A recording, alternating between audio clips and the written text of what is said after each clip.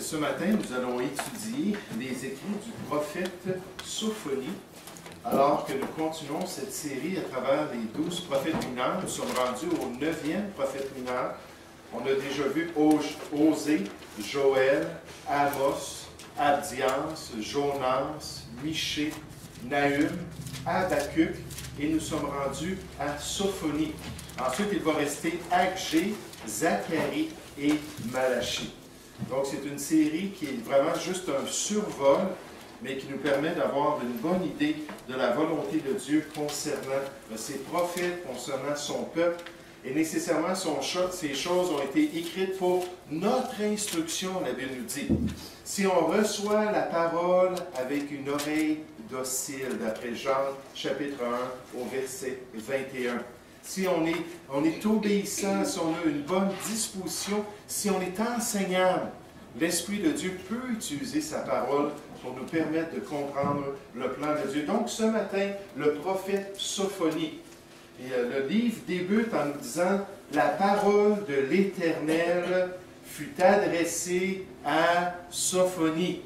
Puis encore une fois, on a un exemple ici de cette source spirituelle qui nous est révélée. On a un exemple du fait que c'est Dieu lui-même qui a inspiré cet ouvrier-là avec ces enseignements-là pour le peuple de Dieu. On a vu la dernière fois qu'effectivement, la Bible nous dit que toute écriture est inspirée de Dieu. Theopneustos, c'est-à-dire poussée par Dieu, ça l'a sorti de Dieu. Alors que Dieu souverainement a utilisé ces gens-là pour pouvoir accomplir son plan et pour pouvoir travailler avec son peuple. Et nécessairement, Sophonie, comme nous allons le voir dans un instant, avait encore un ministère qui était vraiment difficile. C'était un ministère où il devait reprendre le peuple. Puis dans les objectifs de Dieu concernant cette inspiration des Écritures, on nous dit que les Écritures sont utiles pour enseigner, pour convaincre, pour corriger. Puis beaucoup de ces 12 prophètes mineurs-là avaient un ministère de correction pour ramener le peuple dans la bonne voie, pour permettre au peuple d'accomplir la volonté de Dieu. Puis ensuite, on nous dit pour instruire, c'est dommage la traduction ici, parce que le mot veut dire discipliner ou entraîner. Oui, je prends les vérités de la parole de Dieu, je les expose. Oui, je suis obligé d'amener une personne à faire un choix, à développer une conviction, puis à corriger quelque chose. Mais l'objectif de Dieu, c'est qu'on soit des disciples, qu'on soit en mesure de nous soumettre au plan du Seigneur, puis de pratiquer cela pour être entraînés dans la justice de Dieu, et même dans la nouvelle alliance, comme Sophonie, le pasteur qui est fidèle dans son enseignement doit reprendre, censurer, et exhorter, mais remarquez l'attitude par contre, avec toute douceur et en instruisant. Et le pasteur doit être doué de patience et apte à l'enseignement pour permettre aux gens de comprendre la volonté de Dieu. Puis en gros, c'est le ministère de Sophonie, d'essayer d'aider le peuple à comprendre le plan de Dieu. Maintenant, que veut dire le nom Sophonie? Le nom Sophonie signifie « le Seigneur est mon secret » ou « l'Éternel » ou « Dieu l'a caché ». Et je pensais à ça encore dans le contexte familial. Vous savez, on n'a aucun détail. Il n'y a pas d'autres Sophonies à ma connaissance dans l'Ancien Testament. Mais on n'a aucun détail des circonstances qui ont amené cette famille-là à choisir le nom Sophonie. Peut-être qu'il y avait d'autres Sophonies dans la parenté. Bien souvent, on choisissait le nom de l'oncle ou le nom du père, puis on prenait cela et on disait, bon, il va s'appeler Sophonie. Mais alors que je pensais à ça, je me demande si ce n'était pas peut-être une grossesse surprise et qu'il ne s'attendait pas du tout à avoir un enfant. Je parlais avec quelqu'un récemment, puis la personne en particulier vient d'apprendre que son épouse est enceinte. Il ne s'attendait pas du tout à cela. Il a dit, on l'accepte, on va l'aimer, l'enfant. Mais vraiment, on a été surpris. Et des fois, ça arrive comme ça, qu'il y a une surprise, puis on ne s'attend pas à ça. Maintenant, dans quelle période a-t-il servi Dieu? On estime que le prophète Sophonie a eu son ministère prophétique environ en 630 avant Jésus-Christ. À peu près à la fin de l'Empire assyrien. Vous vous rappelez, l'Empire assyrien a duré d'environ 911 à 625. Puis juste avant cette chute-là de leur capitale, qui était quoi encore? Ninive, la capitale assyrienne en 625 qui a chuté. On a vu ça sur notre petite charte la semaine passée. En 625, la ville de Ninive a tombé, puis ça a été vraiment le clou du cercueil, dans le cercueil de l'Empire assyrien. Puis là, c'est l'Empire babylonien qui est devenu la grande puissance. C'est d'ailleurs eux qui ont conquis l'Empire assyrien. Mais à peu près à cette époque-là, on voit que Dieu a permis que Sophonie travaille au milieu du peuple de Dieu, juste dans cette période de transition. Puis d'ailleurs, lorsqu'on étudie le contenu du livre de Sophonie, on s'aperçoit que Sophonie a prédit la chute de l'Empire assyrien. On voit ça dans Sophonie 2 au verset 13, en parlant des agissements de son Dieu. Il a dit, « Il étendra sa main sur le septentrion. » Parce que souvenez-vous que l'Assyrie, c'était en Orient, mais c'était au nord de la Mésopotamie. Donc, il étendra sa main sur le septentrion, il détruira l'Assyrie, il fera de Ninive, la capitale, une solitude, une terre aride comme le désert. Puis alors que Sophonie a prédit cela, les événements se sont accomplis juste quelques années plus tard, lorsque finalement l'Empire assyrien s'est effondré. Donc la période de son service était pendant la période babylonienne, au début du grand empire babylonien qui allait conquérir une bonne partie du monde de l'époque. Puis en fait, on pourrait dire l'empire néo-babylonien. Pourquoi est-ce que je dis ça? C'est parce que les Babyloniens ont eu deux périodes ou deux époques pendant lesquelles ils ont régné sur une bonne partie de la Mésopotamie, puis une partie aussi du Moyen-Orient. Et donc, c'est dans la deuxième époque, et là, on parle du roi Nebuchadnezzar, n'est-ce pas, le roi Belshazzar, puis différents rois comme ça qu'on lit dans la parole de Dieu, dans l'Ancien Testament. Ça, c'était pendant l'Empire néo-babylonien, qui a duré environ de 626 à 539. Puis après ça, il a été conquis par les Mèdes et les Perses. Et vous savez, quand on pense à ces empires-là, c'est frappant de voir que tout ce que l'être humain fait est temporaire. Puis on a des grandes puissances qui s'établissent, qui dominent une bonne partie du monde. Puis on pense en Amérique du Sud, n'est-ce pas, il y a eu les Incas, il y a eu les Mayas, des grandes puissances à leur époque.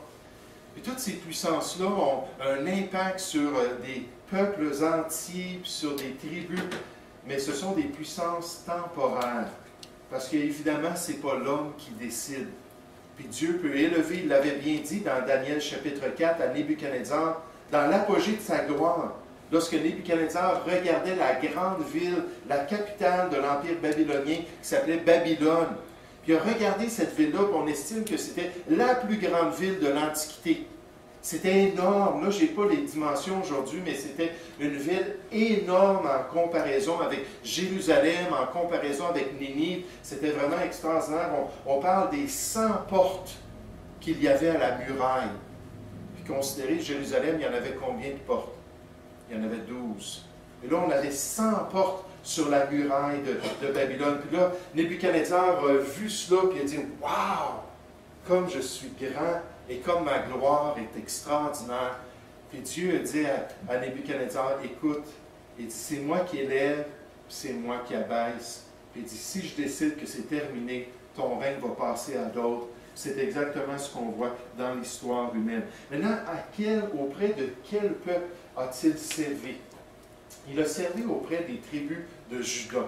Et on se souvient que les tribus du Nord avaient déjà été amenées en 722 en captivité en Assyrie. Et lui, il était Sophonie, un prophète pour les tribus du Sud. Il travaillait auprès des gens qui étaient à Jérusalem, puis les tribus du Sud, puis eux aussi s'en allaient vers leur captivité. Puis Dieu était patient envers eux, puis il continuait à leur envoyer des ouvriers pour les ramener, les corriger, puis leur permettre d'accomplir le plan de Dieu. Quelles étaient les conditions politiques en Juda à cette époque? D'après Sophonie, d'après Jérémie et d'autres contemporains, on s'aperçoit qu'il y avait beaucoup d'injustice. beaucoup d'injustice au niveau des dirigeants. Et c'est certain que si les dirigeants sont corrompus, le restant du peuple va avoir tendance à être corrompu, n'est-ce pas? Si les dirigeants n'agissent pas selon la loi de Dieu, bien, le peuple de Dieu ne sera pas encouragé à faire de même. Puis il y avait énormément d'injustice. Juste pour comparer, vous pouvez tourner, on n'ira pas ce matin, dans Jérémie chapitre 23. Le grand chapitre qui nous parle des mauvais bergers ou des mauvais dirigeants. Jérémie parle de la corruption, puis Jérémie parle de comment ils avaient des mauvaises motivations, puis ils poursuivaient un gain honteux, puis ils faisaient ça juste pour se plaire eux-mêmes. Ils se repaissaient eux-mêmes. Repaître, ça veut dire se nourrir nous-mêmes. C'est l'idée d'un berger qui est supposé nourrir les brebis, mais au lieu de nourrir les brebis, il prend les choses pour lui-même. Il y avait énormément de corruption. Regardez donc dans Sophonie, un exemple de cette corruption-là. Sophonie, dans le chapitre 3, à partir du verset 1. Sophonie, chapitre 3, au verset 1. Malheur à la ville rebelle et souillée, à la ville pleine d'oppresseurs. Elle n'écoute aucune voix. Elle n'a point égard à la correction. Elle ne se confie pas à l'Éternel. Elle ne s'approche pas de son Dieu. Donc, on va le voir dans la condition spirituelle, ça va déteindre sur le peuple. Il va encore avoir beaucoup d'injustice au niveau du peuple. Ses chefs au milieu d'elle sont des lions rugissants. Ses juges sont des loups du soir qui ne gardent rien pour le matin. Ses prophètes sont téméraires, infidèles. Ses sacrificateurs profanent les choses simples, violent la loi. Et c'était pas beau. Tous les niveaux du gouvernement, si on pourrait dire, sous la théocratie juive, étaient corrompus, étaient vraiment souillés. L'Éternel est juste au milieu d'elle, par contraste. Il ne commet point d'iniquité. Chaque matin, il produit à la lumière ses jugements, sans jamais y manquer. Mais celui qui est inique ne connaît pas la honte. J'ai exterminé des nations. Leurs tours sont détruites. J'ai dévasté leurs rues, plus de passants. Leurs villes sont ravagées, plus d'hommes, plus d'habitants. Je disais, si du moins tu voulais me craindre. Là, on voit le cœur de Dieu. Ah, si seulement tu voulais écouter, si seulement tu voulais prendre ça, ces choses à cœur. Avoir égard à la correction. Vous savez, dans Hébreux chapitre 12, au verset 7, Dieu nous dit que sa correction pour son peuple, c'est pour le bien de son peuple. Pour qu'il y ait un fruit de justice au niveau de son peuple. Pour qu'il puisse connaître la sainteté de Dieu. Je disais, verset 7, si du moins tu voulais me craindre, avoir égard à la correction, ta demeure ne serait pas détruite. Tous les châtiments dont je t'ai menacé n'arriveraient pas. Mais ils se sont hâtés de pervertir toutes leurs actions. Attendez-moi donc, dit l'Éternel, au jour où je me lèverai pour le butin, car j'ai résolu de rassembler les nations, de rassembler les royaumes, pour répandre sur eux ma fureur, toute l'ardeur de ma colère, car par le feu de ma jalousie, tout le pays sera consumé. Puis il y avait une grande injustice au niveau des gens qui avaient de l'influence sur son peuple. Et vous savez, c'est frappant que dans les Écritures, les personnes qui ont de l'influence sont plus redevables. Les personnes qui vont donner des conseils, les personnes qui vont donner une direction au peuple, la Bible nous dit qu'ils sont plus redevables. Dans Matthieu chapitre 23, un des chapitres où le Seigneur Jésus condamne les chefs du peuple, il dit qu'ils seront jugés plus sévèrement. Vous savez, même dans l'Église de Jésus-Christ, la Bible nous dit qu'il n'y a pas plusieurs qui se mettent à enseigner, Jean 3 au verset 1, car vous savez que nous serons jugés plus sévèrement. Puis si on a des choix à faire personnellement, qu'on ne fait pas les bons choix, bien, au tribunal de Christ, dans notre évaluation de service, ça va ressortir nécessairement. Mais si en plus, on encourage les gens à se détourner du plan de Dieu, à ne pas accomplir la volonté de Dieu, ah, bien là, Dieu va nous ramener ça sur notre compte. Et la Bible dit que les pasteurs vont rendre compte pour les âmes sur lequel ils auront eu une influence. Donc, on voit que c'est très, très grave ce qui se passait en Israël. Les conditions spirituelles parmi le peuple, c'était aussi de l'injustice et encore une fois, de l'idolâtrie. Il y avait encore cette idolâtrie. C'est seulement la captivité babylonienne qui a déraciné une fois pour toutes cette idolâtrie du cœur du peuple.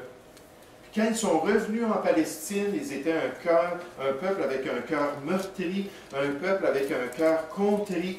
Puis là, ils étaient prêts à être sérieux envers les voies de Dieu. Mais malheureusement, l'idolâtrie était peut-être déracinée, mais il y avait beaucoup d'autres problèmes quand même dans leur cœur. On voit ça dans le ministère du Seigneur Jésus. Mais regardez Sophonie chapitre 1 au verset 2. Sophonie chapitre 1, encore de l'idolâtrie. Sophonie débute son livre en disant « Je détruirai tout sur la face de la terre, dit l'Éternel. Je détruirai les hommes et les bêtes, les oiseaux du ciel et les poissons de la mer, les objets de scandale et les méchants avec eux. J'exterminerai les hommes de la face de la terre, dit l'Éternel.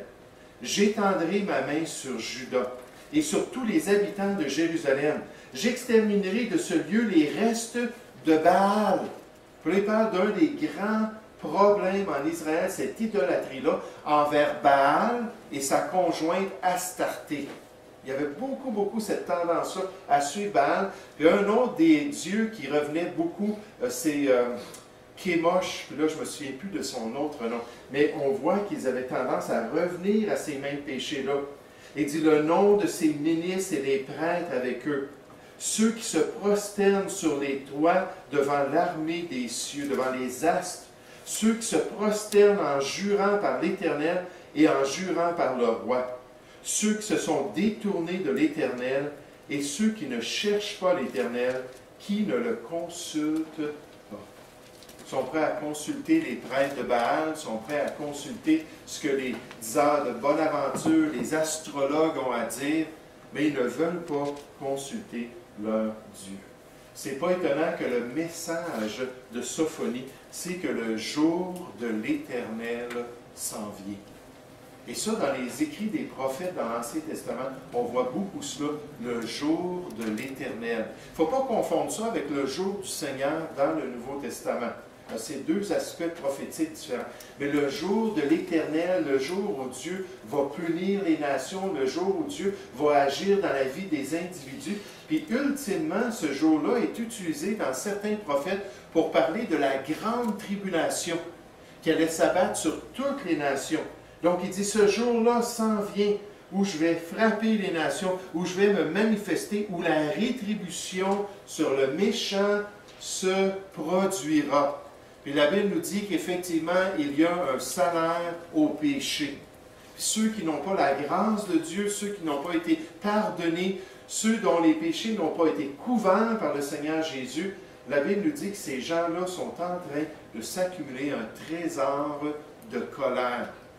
Et la colère de Dieu va se manifester du ciel un jour contre toutes ces injustices et toute cette tromperie de l'homme qui essaie de se détourner de la vérité. Mais regardez Sophonie, chapitre 2, au verset 1. Son message, c'est que le jour de l'Éternel s'en vient, le jour du jugement.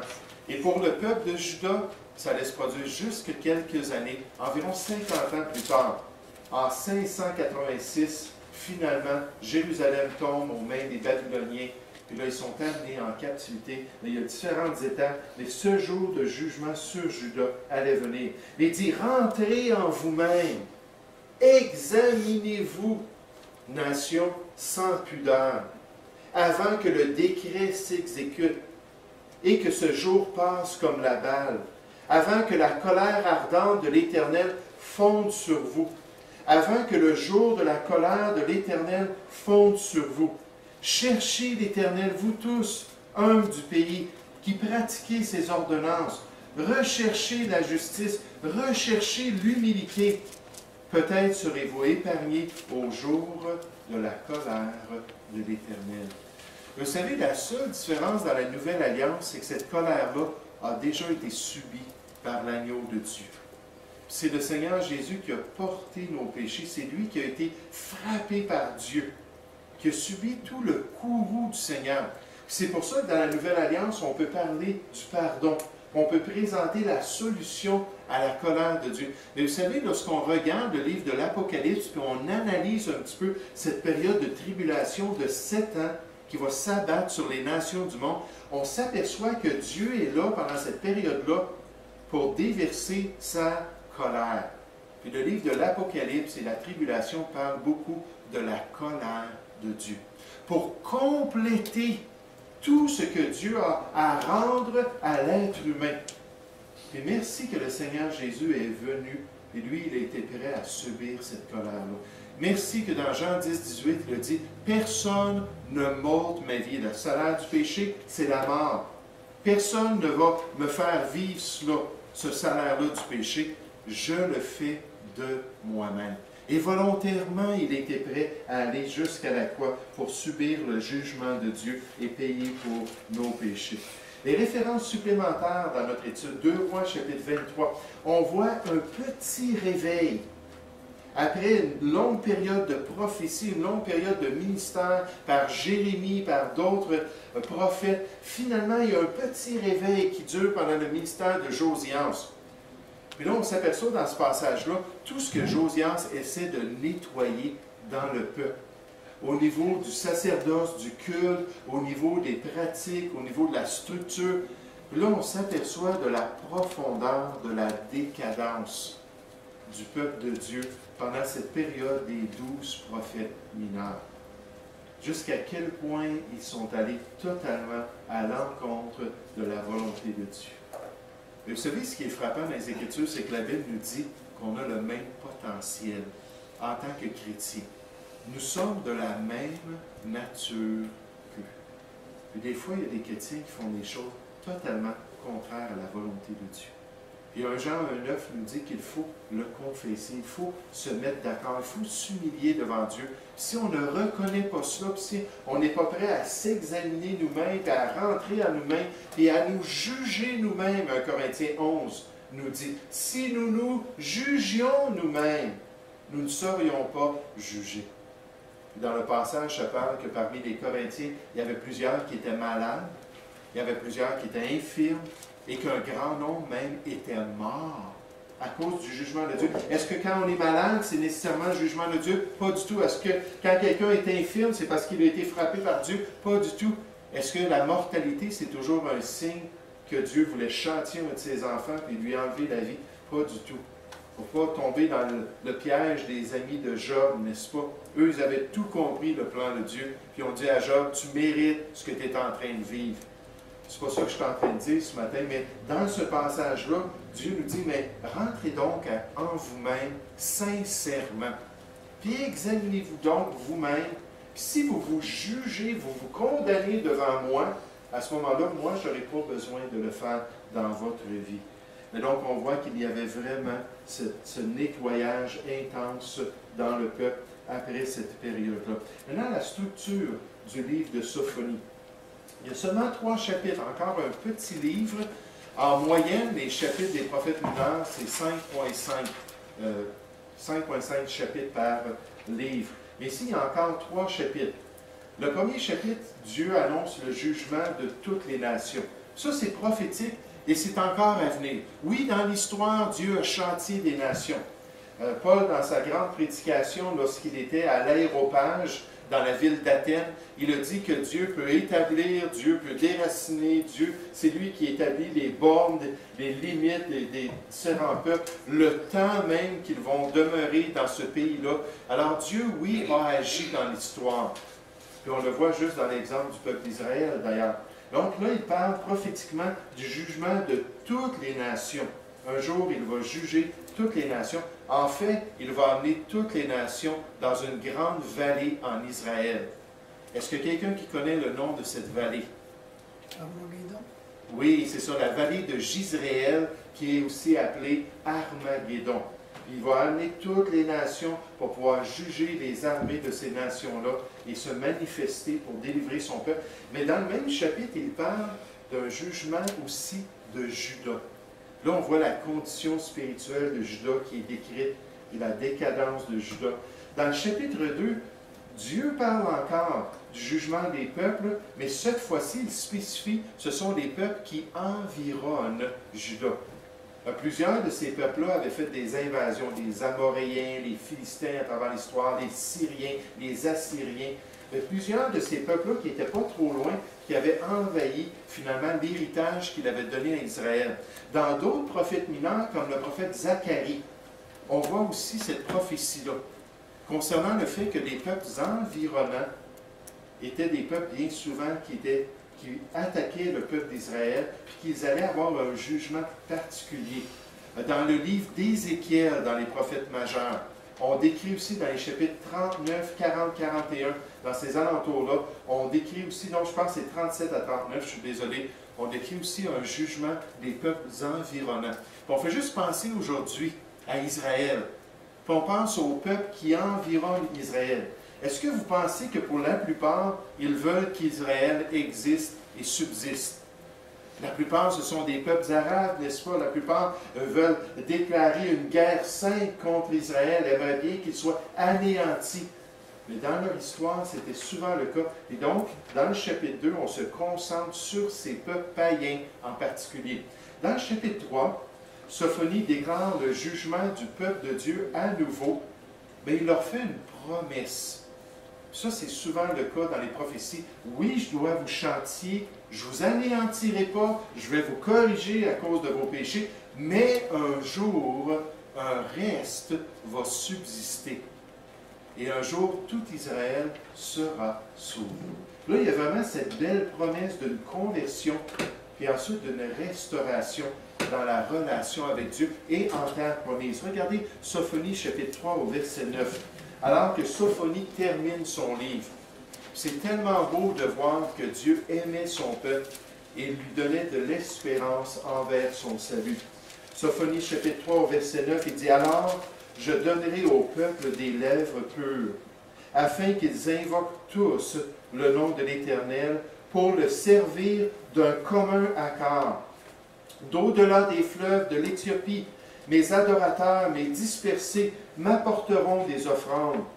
En ce jour-là, tu n'auras plus à rougir de toutes tes actions par lesquelles tu as péché contre moi. Car alors j'ôterai du milieu de toi ceux qui triomphaient avec arrogance, et tu ne t'enorgueilliras plus sur ma montagne sainte. Je laisserai au milieu de toi un peuple humble et petit, qui trouvera son refuge dans le nom de l'Éternel. Les restes d'Israël ne commettront plus d'iniquité.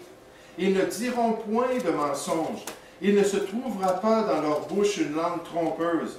Mais ils paîtront, ils se reposeront, et personne ne les troublera. Pousse des cris de joie, filles de Sion. Hein, ça, c'est vraiment se réjouir en espérance, parce que ça laisse produire presque des millénaires plus tard. Il dit, pousse des cris de joie, filles de Sion. Pousse des cris d'allégresse, Israël. Réjouis-toi et triomphe de tout ton cœur, fille de Jérusalem. L'Éternel a détourné tes châtiments. Il a éloigné ton ennemi. Le roi d'Israël, l'Éternel, est au milieu de toi. Tu n'as plus de malheur à éprouver. En ce jour-là, on dira de Jérusalem, ne crains rien. Sion, que tes mains ne s'affaiblissent pas. L'Éternel, ton Dieu, est au milieu de toi comme un héros qui sauve. Il fera de toi sa plus grande joie. Il gardera le silence dans son amour. Il aura pour toi des transports d'allégresse. Puis quand on va étudier Zacharie dans les chapitres 12 à 14, on va voir tous les détails de comment Dieu va délivrer son peuple, comment Dieu va leur donner un cœur sensible envers sa personne, comment est-ce qu'il va y avoir une conversion, un esprit qui va venir en eux, puis ils vont se tourner vers lui, celui qu'ils ont percé. Puis toute la délivrance dans toutes ces étapes qu'on va pouvoir regarder dans ce livre. Mais il dit, il aura pour toi des transports d'allégresse. Je rassemblerai ceux qui sont dans la tristesse, loin des fêtes solennelles, ceux qui sont sortis de ton sein. L'opprobre pèse sur eux.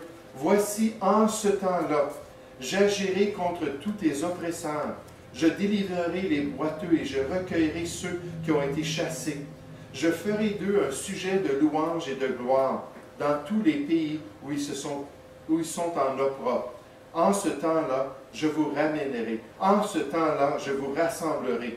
Car je ferai de vous un sujet de gloire et de louange parmi tous les peuples de la terre, quand je ramènerai vos captifs sous vos yeux, dit l'Éternel. » Donc, cette promesse de restauration, cette promesse de conversion, cette nouvelle alliance qui est décrite dans des prophètes comme Jérémie au chapitre 31 et plusieurs autres prophètes qui lui donnent des allusions comme nécessairement le livre d'Ésaïe, qui parle d'un cœur qui allait être changé, un cœur qui allait être disposé envers la volonté de Dieu et un cœur qui allait permettre à Dieu d'agir convenablement au milieu de son peuple.